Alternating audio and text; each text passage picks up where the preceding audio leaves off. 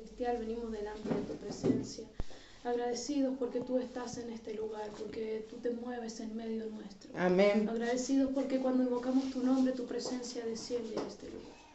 En esta tarde-noche, Padre, venimos humillados delante de tu presencia, sedientos y hambrientos por ti, hambrientos de tu palabra, para que tú nutras nuestra vida.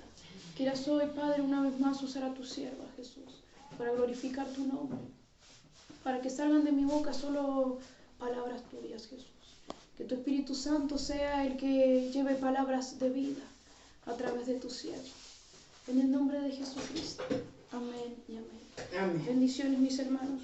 Amén. Quiero compartir con ustedes en el libro de San Juan, el capítulo 5. ¿Sabe? Estaba orando yo en la madrugada y me llamaba la atención y recordaba haber estado, el pastor había estado predicando, creo que fue el domingo, que él habló de las palabras de Dios. Dice, si permanecéis en mí y mis palabras permanecen en vosotros, pedid todo lo que queréis y os será hecho.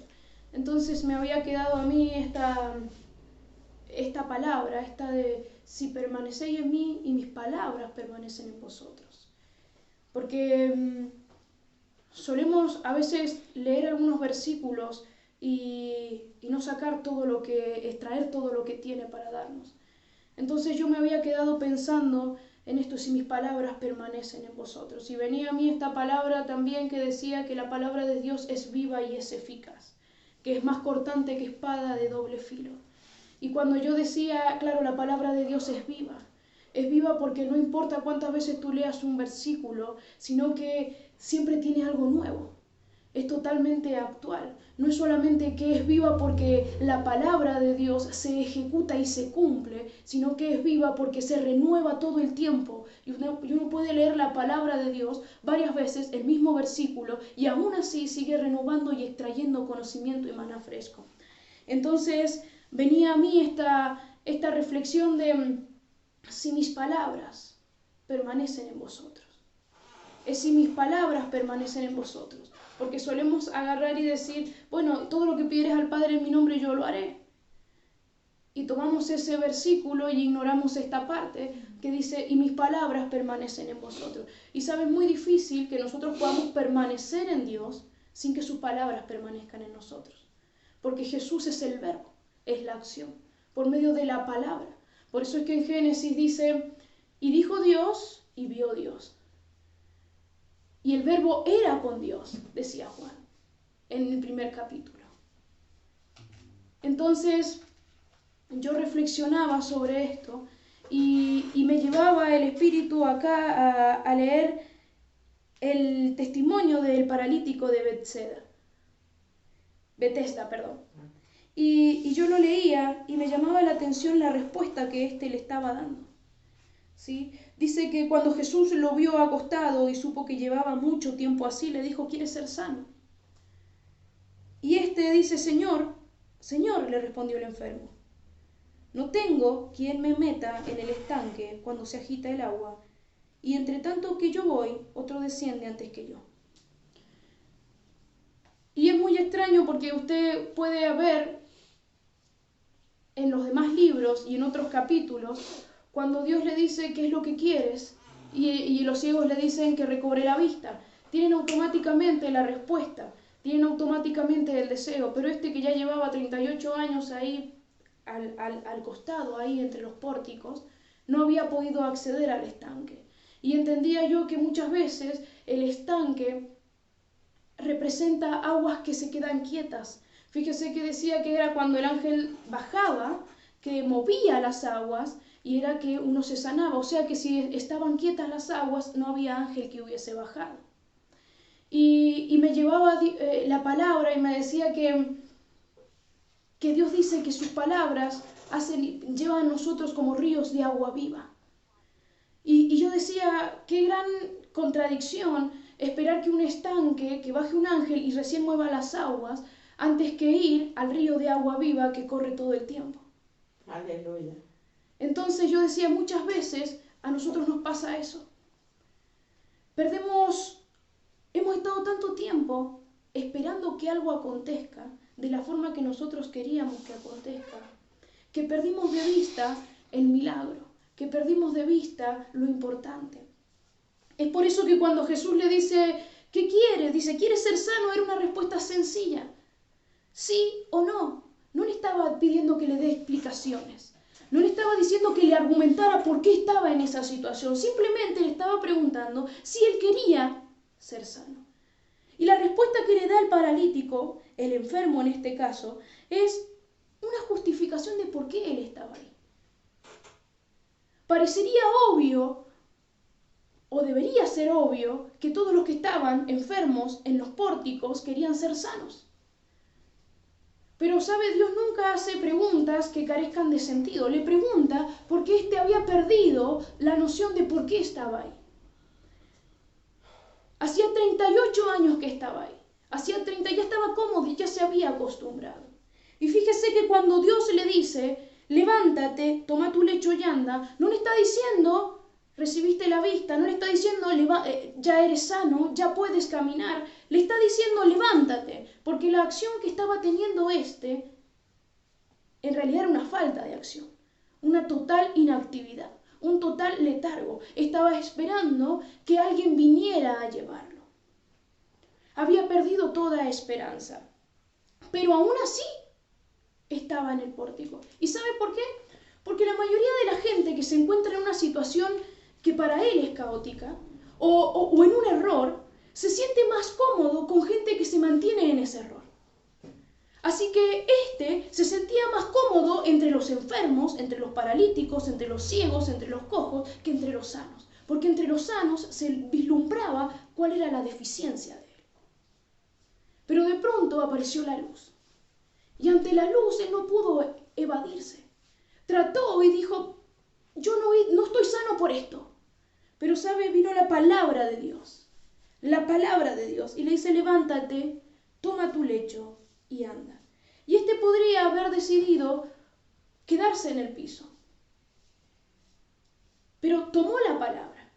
Y sabe, es que no es suficiente solamente con que usted tome la palabra que Dios le da. No es suficiente con que a usted le digan, Dios te sana, y tú decir en el momento, sí, Dios me sana, pero a los 2 días dudar de que sea así. ¿Sabe por qué? Porque entonces dice, el que permanece en mí y mis palabras permanecen en ellos, en vosotros. Eso es su palabra la que permanece. Claro, es fácil cuando uno recibe y le dice, levántate y anda, pero podría haber vuelto al pórtico. ¿Pero qué tuvo que decirle Dios? Levántate, toma tu lecho y anda. No te quedes acá con todos estos, porque ya eres sano. Y tú puedes escoger tomar tu lecho, levantarte y andar y proseguir en función de la palabra de Dios y permanecer en la palabra de Dios en la que Él te dio, o tú puedes decidir quedarte esperando que el estanque se mueva. Puedes decidir ir a la fuente de agua viva, aquel que genera ríos de agua viva que corren, que brotan de uno. Y sabe que lo bueno de que cuando Dios nos dice, brotarán ríos de agua viva dentro de ti. Es porque está hablando que tú mueves las aguas de los otros. Que los otros pueden estar en un estanque, pero que tú eres la corriente que lleva el movimiento. Entonces el agua no se estanca, el agua no se pudre. Fíjese que el ángel bajaba y uno se sanaba cuando bajaba, pero con Cristo todos los milagros que fueron hechos, que no alcanzarían los libros en el mundo para describir la cantidad de milagros que él hizo, porque él no se limitaba a esperar, él iba a buscar. Y sabe, dice la palabra de Dios que los apóstoles eran llamados trastornadores, porque a donde ellos iban nada quedaba igual, las aguas no podían mantenerse estancadas, las aguas tenían que moverse, porque era la corriente del Espíritu Santo el que los guiaba. Porque las palabras que ellos llevaban dentro, en las que ellos permanecían, por eso dice, permanecían en la doctrina de los apóstoles. Porque ellos permanecían en Cristo, permanecían en esas palabras. Y eso era lo que ellos confesaban. Estaban en tribulación, pero ellos decían, yo soy libre. Estaban encadenados, pero ahí estaba Pablo, ahí estaba Pedro, cantando y adorando. Porque es que no dependía de la realidad que ellos visualizaran, sino que iba mucho más allá. Era que las palabras de Dios, esas que son vivas, esas que son eficaces, estaban en Él.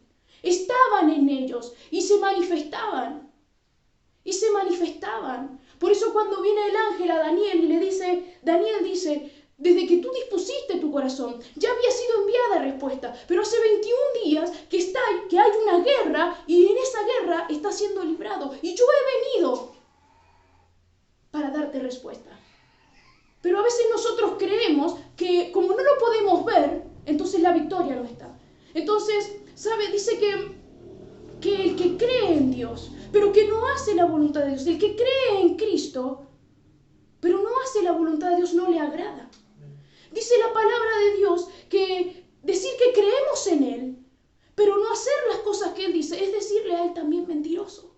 Porque cuando sus palabras permanecen en nosotros, lo único que nosotros podemos reproducir es esa agua viva, es esa corriente. Y si nosotros tenemos la certeza de que Él nos dijo, yo soy tu sanador, y esas palabras permanecen en mí, yo lo que reproduzco es lo que Dios me dijo. Para que la palabra permanezca en mí, lo que debe salir de mí es eso, es que yo estoy sana. No importa lo que se vea. Ahora, si usted recibe la palabra y dice, sí, yo soy sana, pero sale de la iglesia, sale de su cuarto de oración y automáticamente el diablo trae un mal pensamiento, automáticamente pone palabras en otras personas y usted se aferra a las palabras de otras personas, usted no está permaneciendo en la palabra de Dios y sus palabras no permanecen en usted. Y si sus palabras no permanecen en usted, no hay manera de que usted pueda estar en Cristo. Entonces cuando decimos, yo quiero ser uno contigo, quiero ser uno, Cristo, contigo, como tú eres uno con el Padre. No hay manera si las palabras de Dios no permanecen en usted. No hay manera si las palabras de Dios no se están edificando y no dan fruto. Por eso es que es una semilla la palabra de Dios. Pero es necesario que esa semilla, que eso dé fruto, que esa palabra permanezca en usted. No hay manera que usted se mantenga firme en las tribulaciones si la palabra de Dios no permanece. Amén. Usted puede decidir hacer foco en lo que Dios le está diciendo, como a este paralítico le dice, levántate, toma tu lecho y anda. O puede decidir quedarse más tiempo esperando que el ángel baje, a ver si alguien tiene compasión y lo acerca al estanque. Pero tenga en cuenta algo, el estanque siempre va a depender de otro para que se mueva. Ahora, si tú te mueves a los pies de Jesús y le dices, Padre, confirma tu palabra en mí y afirma mis pasos en ti, entonces ten por seguro que tú serás el ángel que mueva las aguas. Y no tendrás que esperar que otro venga a mover las aguas. Y a ti se te llamará trastornador de ciudades, trastornador de familias, trastornador de iglesias, porque el Espíritu Santo que está en ti no puede dejar las cosas igual. Por donde pasa, Él tiene que iluminar.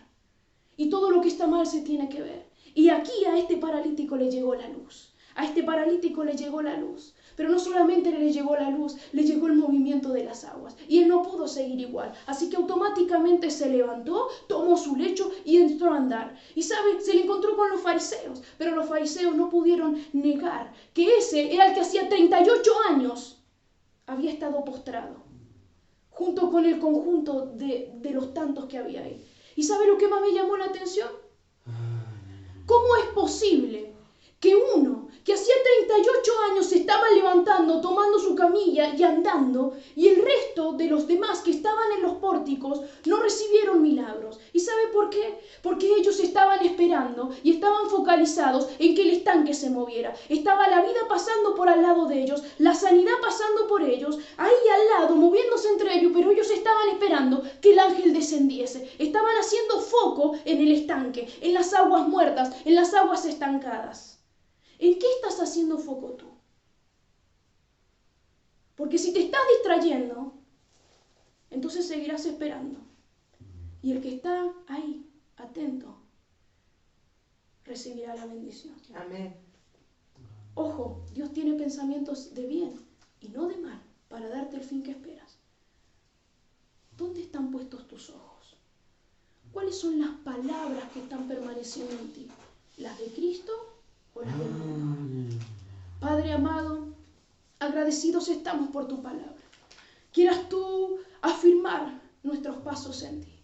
Que tus palabras, Padre, broten como era en los apóstoles, con denuedo el hablar de tu palabra. Que sea lo único que salga de nuestras bocas, porque no importa la realidad en la que nosotros vivamos en el mundo material, sino que en el mundo espiritual la victoria está dada. La victoria tuya no las has dado, Padre amado. Quieras tú que nuestros labios confiesen tus palabras, para que podamos ver esa obra, Padre, que tú ya nos diste, esos milagros que tú ya nos diste, pero que aún hay que pelearlos en lo espiritual y ahí de rodillas. Porque no hay nada, Padre. No hay nada que no pueda ser vencido en la oración, Padre. Ahí a los pies de tu altar. Tú eres el Rey de Reyes. Eres el Señor de Señores. Jehová de los ejércitos, el victorioso. Padre, haz que tu iglesia se levante. Haz que tu iglesia se levante. Que tome su lecho y comience a andar. Que comience a afirmar sus pasos en ti, en tus palabras, en tus promesas. Yo te lo ruego en el nombre de Jesús. En el nombre de Jesús. Yo te lo ruego, Padre. Amén y amén.